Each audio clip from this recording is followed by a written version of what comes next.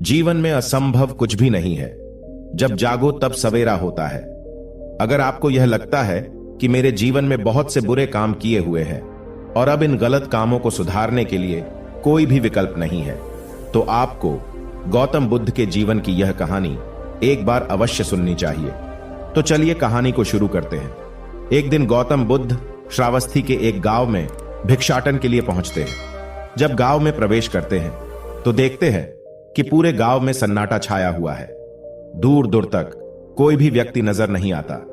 बुद्ध उस गांव के पहले द्वार पर जाते हैं और कहते हैं कि भिक्षाम देहि, परंतु भीतर से बाहर कोई नहीं आता। बुद्ध दूसरे द्वार पर जाते हैं परंतु कोई दरवाजा नहीं खोलता। तीसरे द्वार पर जाते हैं परंतु उस द्वार से भी कोई व्यक्ति बाहर नहीं आता। फिर अचानक से एक दरवाजा खुलता है जिसमें से एक व्यक्ति बाहर निकलता है। वो जल्दी से बुद्ध का हाथ पकड़ता है और उन्हें अपने घर में ले जाता है और कहता है कि क्षमा करे बुद्ध, परंतु इस समय आप बाहर नहीं जा सकते। उंगलीमाल को श्रावस्ती की सीमा पर देखा गया है। सभी गांव वाले डर के मारे अपने अपने घरों की खिड़कियां और दरवाजे बंद करके बैठे हुए हैं। बुद्ध उस व्यक्ति से पूछते हैं कि कौन है ये उंगलीमाल और उससे इतना भय क्यों है। वह व्यक्ति कहता है कि उंगलीमाल एक राक्षस है। उसे जो भी मनुष्य मिलता है, बच्चा, वृद्ध, स्त्री, पुरुष, यहां तक कि सन्यासी भी, वो किसी को भी नहीं छोड़ता। बुद्ध उनसे पूछते हैं कि वो धन के लालच में ये सब करता है क्या। वो व्यक्ति कहता है कि नहीं, उसे धन का कोई लालच नहीं है।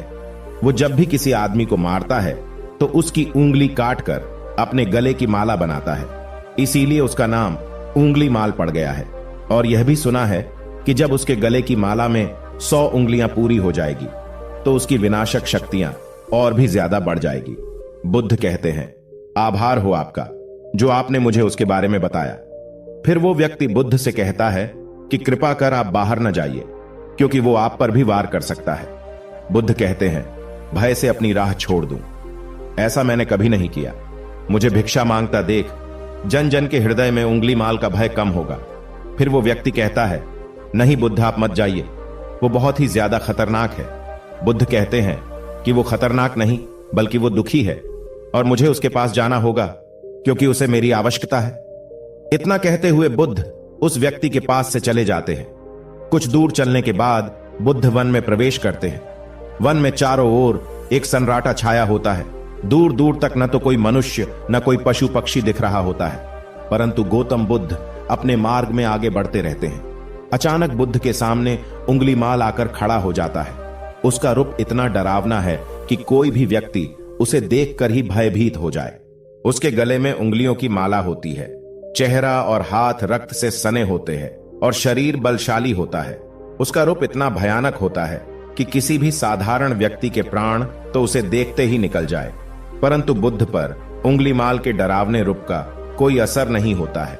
बुद्ध कुछ क्षण तक शांत मुस्कुराहट के साथ उंगलीमाल की तरफ देखते हैं, फिर उसकी बगल से निकलकर अपने मार्ग में आगे बढ़ जाते हैं। बुद्ध को ऐसा करते देख उंगलीमाल को यह समझ नहीं आता है कि उसके साथ ये हो क्या रहा है। वह मन ही मन सोचता है कि मुझे देखकर लोग या तो भाग जाते हैं या मुझे देखकर मर जाते हैं या मुझसे अपने प्राणों की भीख मांगने लगते हैं। मैंने कई सन्यासियों को भी मारा है, परंतु मैंने आज तक कोई ऐसा व्यक्ति नहीं देखा जो मुझे नजरअंदाज करके अपने मार्ग में आगे बढ़ जाए। या तो इसने मुझ पर ध्यान नहीं दिया होगा या फिर हो सकता है कि यह देख ही ना सकता हो, परंतु मुझे इससे क्या मतलब, मुझे तो अपने गले की माला पूरी करनी है। उंगलीमाल बुद्ध को आवाज लगाता है, ए साधु रुक। फिर भी गौतम बुद्ध उंगलीमाल को नजरअंदाज करते हैं और अपने मार्ग में आगे बढ़ते रहते हैं। उंगलीमाल बहुत ज्यादा क्रोध में बुद्ध को आवाज लगाता है, ए साधु रुक। फिर भी गौतम बुद्ध उंगलीमाल को नजरअंदाज करते हैं और अपने मार्ग में आगे बढ़ते हैं। उंगलीमाल तीसरी बार ज्यादा क्रोध में होकर आवाज लगाता है, ए साधु रुक। बुद्ध रुकते हैं। उंगलीमाल बुद्ध के पास जाता है और कहता है कि मेरे आदेश देने के बाद भी तू रुका क्यों नहीं। फिर बुद्ध कहते हैं, मैं तो बहुत पहले ही रुक चुका हूं, तुम ही चलते जा रहे हो। उंगलीमाल यह समझ ही नहीं पाता है कि बुद्ध क्या कह रहे हैं, परंतु वो इतना जरूर समझ जाता है कि सामने खड़ा व्यक्ति उससे थोड़ा भी नहीं डर रहा है। उंगलीमाल बुद्ध को डराने के लिए चिल्लाकर पूछता है, ए साधु, मुझसे भय नहीं लग रहा है क्या? मैं आदि मानव हूं। बुद्ध कहते हैं कि नहीं, तुम मानव हो। बुद्ध की यह बात उंगली माल के हृदय पर लगती है।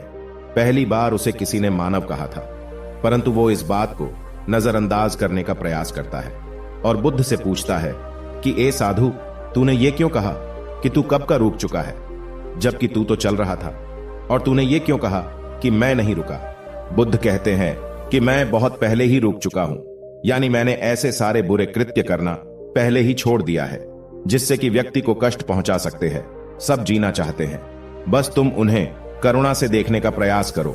गौतम बुद्ध के ये शब्द दोबारा से उंगली माल के हृदय पर चोट करते हैं, परंतु वह दोबारा से बुद्ध की बातों को नजरअंदाज करने का प्रयास करता है। इस बार वह और क्रोध में भरकर बुद्ध की गर्दन पर अपनी तलवार रख देता है, जिससे वो लोगों की हत्या किया करता था, और बुद्ध से चिल्लाकर कहता है, नहीं, मानव में ना तो प्रेम है ना ही करुणा है, सिर्फ छल और कपट है। इसीलिए मैं सबकी हत्या करूंगा और किसी को जीवित नहीं छोड़ूंगा। बुद्ध कहते हैं, तुम्हें लोगों ने बहुत दुख दिया है। उंगली माल क्रूरता मनुष्य अज्ञान के कारण ही करता है। ईर्ष्या, द्वेष, मोह, माया ये सभी अज्ञान की संतानें हैं, परंतु वो व्यक्ति ही है जिसमें दया, करुणा और समझ का उदय भी होता है। उंगली माल, यदि इस जीवन में क्रूर और निष्ठुर लोग हैं तो दयावान भी है। बस तुम्हें अपनी आंखों से इस अंधेपन की इस पट्टी को हटाना होगा जो तुम्हें केवल बुराई ही दिखा रही है। तीसरी बार बुद्ध शब्दों को सुन उंगली माल का खुद पर से संयम हट जाता है। उसे समझ नहीं आता कि पहली बार उसे अपने आप इतना कमजोर क्यों महसूस हो रहा है। वो कोशिश तो करता है क्रोध करने का, परंतु कर नहीं पाता है। वो बड़ी हिम्मत जुटाकर क्रोधित होने का नाटक करके बुद्ध से कहता है, तुम और व्यक्तियों जैसे नहीं हो।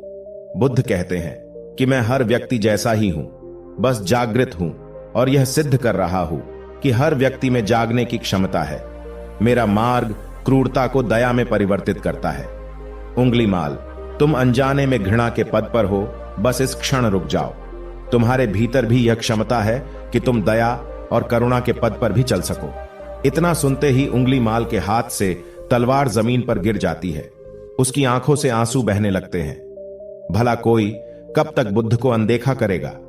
उंगली माल रोते हुए बुद्ध से पूछता है कि क्या आप वही हैं जिन्हें लोग बुद्ध कहते हैं, जो लोगों को मुक्ति के मार्ग पर चलना सिखाते हैं। हाँ, मैं वही हूं, मैं तुम्हें मुक्ति के मार्ग पर ले जाना चाहता हूं। फिर उंगली माल कहता है, परंतु मैं अब बहुत दूर निकल गया हूं। मैंने बहुत हत्याएं करी है, बहुत पाप करे हैं। मैं अब चाहकर भी वापस नहीं लौट सकता और मेरा वापस लौटना अब असंभव है। बुद्ध कहते हैं कि असंभव कुछ नहीं है, जब जागो तब सवेरा होता है। उंगली माल कहता है, मैं अब पुनः जीवन की ओर नहीं मोड़ सकता, बहुत देर हो चुकी है। बुद्ध कहते हैं, तुम में इतनी चेतना है कि तुम जानते हो कि जो तुमने अब तक किया है वह बुरा था। इसका अर्थ यह है कि तुम जानते हो कि क्या अच्छा है और क्या बुरा है। उंगली माल, जिस दिन से तुमने अच्छा कार्य करना शुरू कर दिया, उस दिन से तुम्हारा एक नया जीवन शुरू हो जाएगा। फिर उंगली माल कहता है, मैं कितने भी अच्छे काम कर लूं, परंतु लोग मुझे उसी दृष्टि से देखेंगे और मुझे चैन से जीने नहीं देंगे। बुद्ध कहते हैं कि उंगली माल, यदि तुमने हिंसा का मार्ग छोड़ा तो मैं तुम्हें मार्ग दिखाऊंगा और तुम्हारा संरक्षण करूंगा और तुम्हें लोगों की घृणा से बचाऊंगा। बस पहला कदम तुम्हें ही उठाना होगा। उंगली माल पूछता है, क्या यह हो सकता है? बुद्ध कहते हैं, अवश्य हो सकता है। उंगली माल रोते हुए बुद्ध के चरणों में गिर पड़ता है और कहता है कि मैं आपको वचन देता हूं कि मैं सारे बुरे कृत्य करना छोड़कर और आपके पीछे करुणा के पथ पर चलना सीखूंगा। कृपा कर आप मुझे अपना शिष्य बना लीजिए। बुद्ध कहते हैं कि मैं किसी को अपना शिष्य नहीं बनाता, बल्कि व्यक्ति स्वयं मेरे संग से जुड़ जाता है। उंगली माल उसी समय बुद्ध का भिक्षु बन जाता है। इस कहानी से हमें यह सीखने को मिलता है कि लोग सोचते हैं कि उन्होंने बहुत सारे गलत काम किए हुए हैं, अब इन गलत कामों को सुधारने के लिए और कोई भी विकल्प नहीं है। इस पर गौतम बुद्ध कहते हैं कि चाहे अपने अब तक कितने भी बुरे काम क्यों न किए हुए हैं, लेकिन अगर आप एक विचार को अपने मन में लाते हैं कि अब मुझे कुछ सही करना है, तो वही विचार आपके रूपांतरण का कारण बन सकता है। पर सबसे जरूरी बात यह है कि आप पहला कदम उठाने के लिए तैयार हैं या नहीं। दोस्तों, यह कहानी आपको कैसी लगी, हमें नीचे कमेंट बॉक्स में कमेंट करके जरूर बताएं। धन्यवाद।